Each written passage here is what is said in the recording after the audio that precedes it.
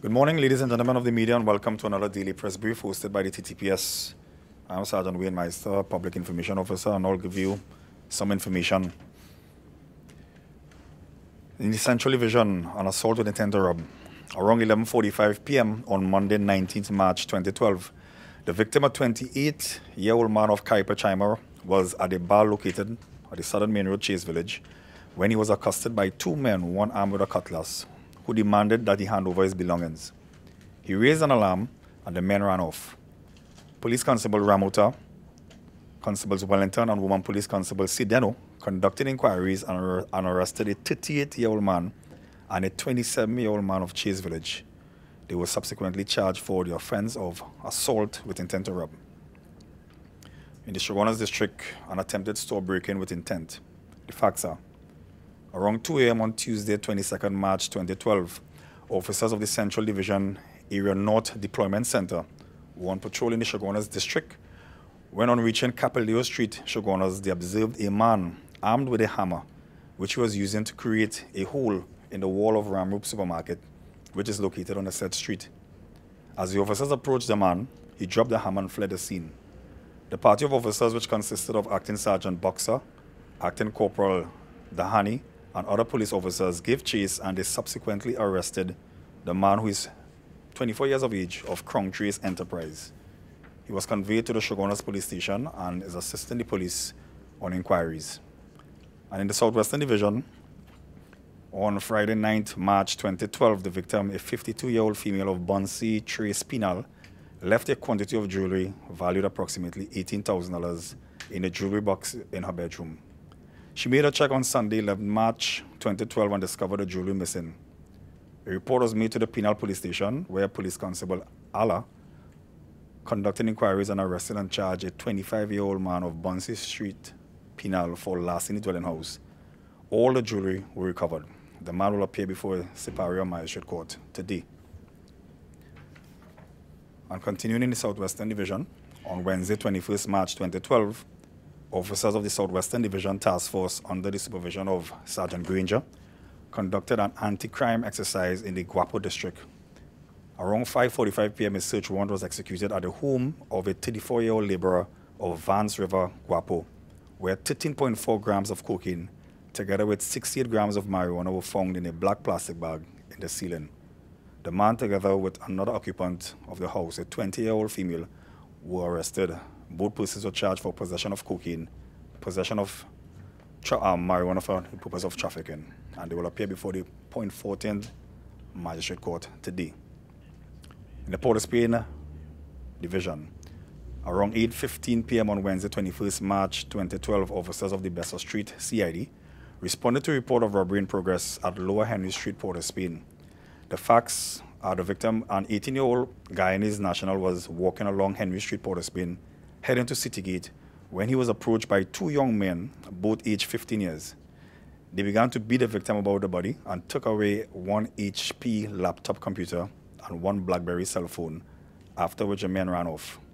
Quick action by the police officers resulted in the arrest of two men, one from Laventille and the other from Diego Martin, who are now assisting police on inquiries. And this is an update relative to a report of robbery at a jewelry store at Jankies. Relative to that report, that at Jankies Jewelry Store at 2001 Plaza, which occurred on the 8th of March, another suspect, 20 years of Movan, is to be charged for the offense. The suspect gave himself up to the police after he was taken into the Shogunas police station by his mother. And around 2:30 a.m. on Tuesday, 20 March 2012, they went to the home of a 17-year-old couple, and where they demanded cash. All right, I'll read that again.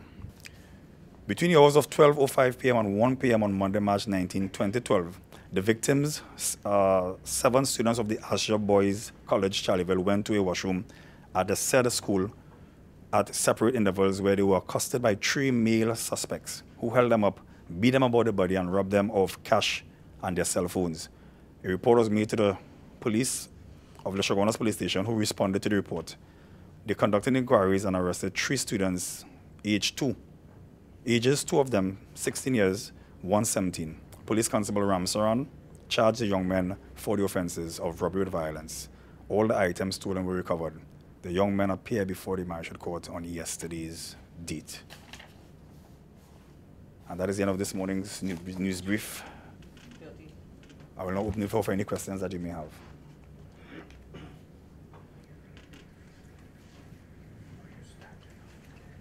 Morning, Sergeant Meister. Morning. By chance, I'd like to know, has there been any arrest?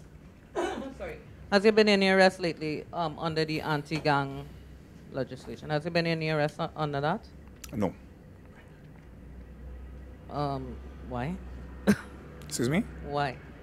Because we have offenses where persons would have committed that is similar, that is in the anti-gang legislation, that they can be charged for. Okay, so at this point there, we see a lot of murders happening, and a lot of investigators admit that they are gang-related deaths that are occurring across the country, but yet no arrests are being made concerning this, and yet they're being arrested on other offenses under the Act? No, when you say no arrests have been made, for arrests to be made, we must have the information and the necessary facts to make that arrest as it pertains to the offense.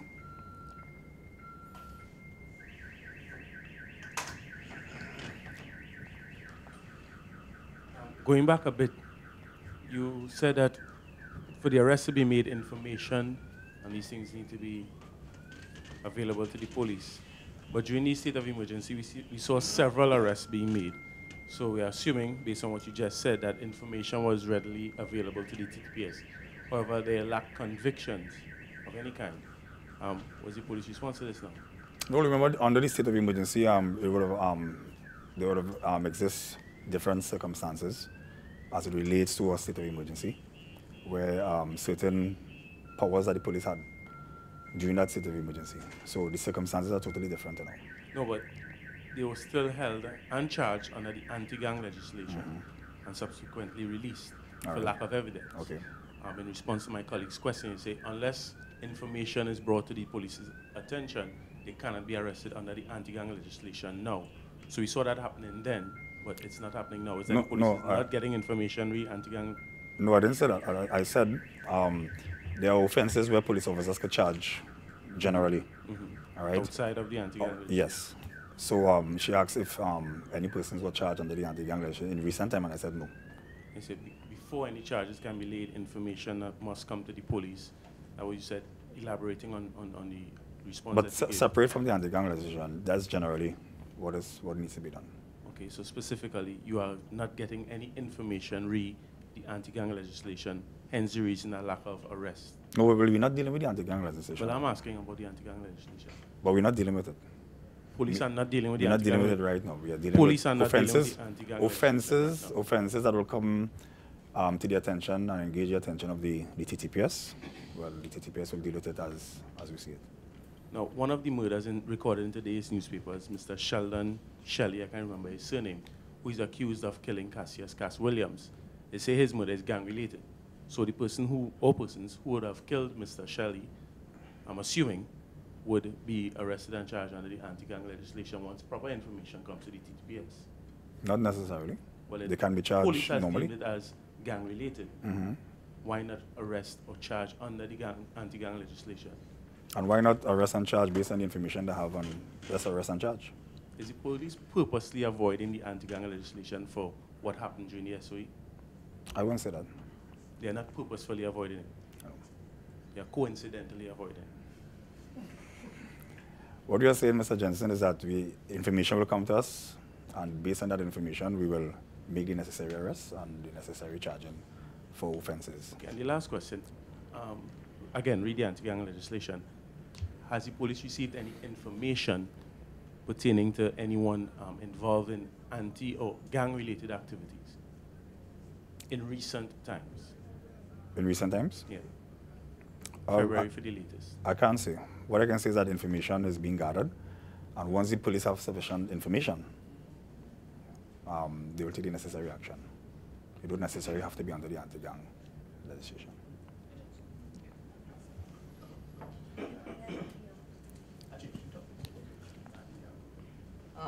Sergeant Meister, during the SOE, right? You haven't had any updates with that since a few months ago. By chance, you had any legal action against the men who were arrested under the anti-gun legislation? Did you have anybody taking legal action against the TTPS? Not to my knowing. Okay, so just the same thing we were talking about with the same anti-gang legislation. So they're not arresting anybody on it because they're really trying to stay away. Is that that's what we're trying to get at? No, persons are being arrested. Under that legislation? No, persons are being arrested because they commit offenses, generally. So it doesn't specifically pertain to the anti-gang legislation. They are committing offenses. So we deal with them accordingly.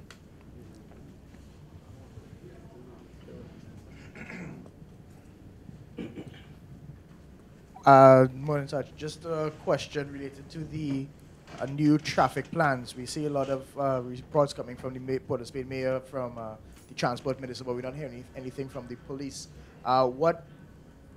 Is the police aware of these plans for the change of traffic in Woodbrook area, Arapita one way and Tribute Road the other? What can you say about these plans, when they will be implemented? Can you give us some more information on that? Well, based on our information coming from the office of the mayor, my understanding it will be on a trial basis, and it will be implemented within April, running on a 3-month trial basis. So that is all the information we have so far. I will presume that further information will be forthcoming as how it will operate. It seems to be pretty soon. April 2nd, I believe, is the date that's given, and the police cannot be in the dark at this late stage about that. Were you all even consulted when this decision was made, or did you read it in the papers like the rest of us? Actually, I did, yes. Pardon? Actually, I did.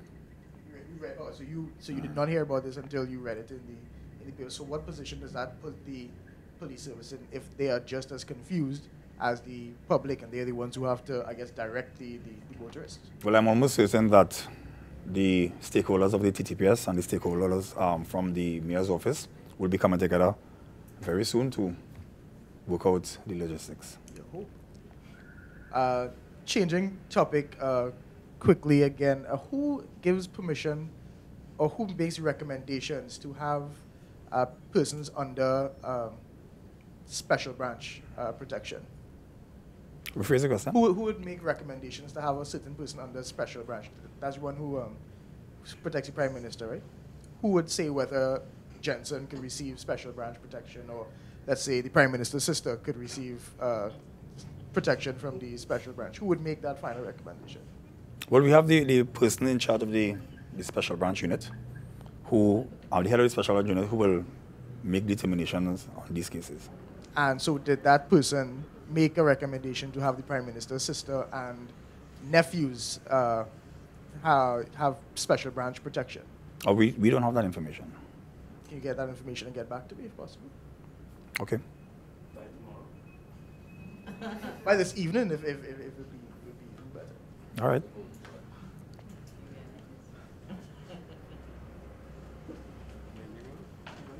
Any other questions? Sorry to rehash again, but how exactly is the murder of Cassius being dealt with by the TTPS? How is it being dealt with? Yes, if not under the anti-gun legislation. How is the TTPS dealing with that murder and the recent murder now? Well, it is being dealt with like how any other homicide will be dealt with the urgency. And as it relates to gathering information, interviewing persons, witnesses, and once we have all the information that will lead to the arrest of any suspects, that will be done. So investigations, have they begun?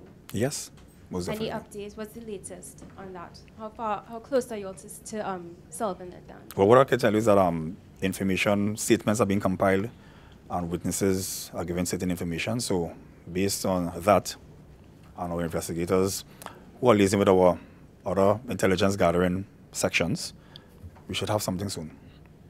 And just to be clear once more, why it is you all are not proceeding underneath the anti-gun legislation? Why?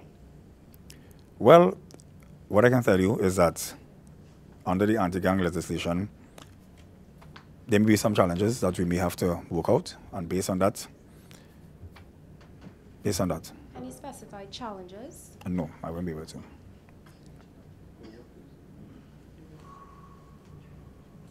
Morning, Sarge. Is the police aware of a recent spate of robberies within the City area on the bus route, where near the taxi stand to go into the mall? Right around that traffic light there's been a upsurge in robberies. Reports say that there's a man who's selling drinks at the side of the road, but once he gets to the stop, then he would signal one of his partners, and then they will come and grab whatever jewelry they could, and then make off with whatever they have. Is the police aware of that, and how are they dealing with it? Well, I will have to get that information as to if they are aware. And if they are aware, well then of course the police will have to, they will institute some proactive measures as it relates to patrols and extra police presence in that area. But currently, as we speak, I mean in general within that area, not specifically with this report, but how is the police presence within that area? You know, you spoke about patrols. How many vehicles are there out there in that area for the day? Well, as a matter of fact, quite recently, I think it was over the weekend, I was at City Mall itself, and I observed regular patrols in that area.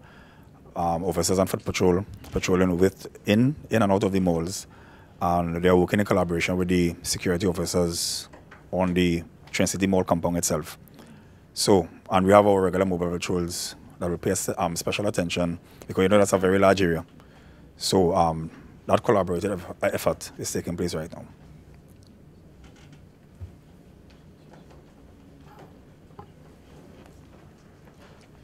Given the fact that the Commissioner of Police is a very assiduous gentleman, has he responded to the social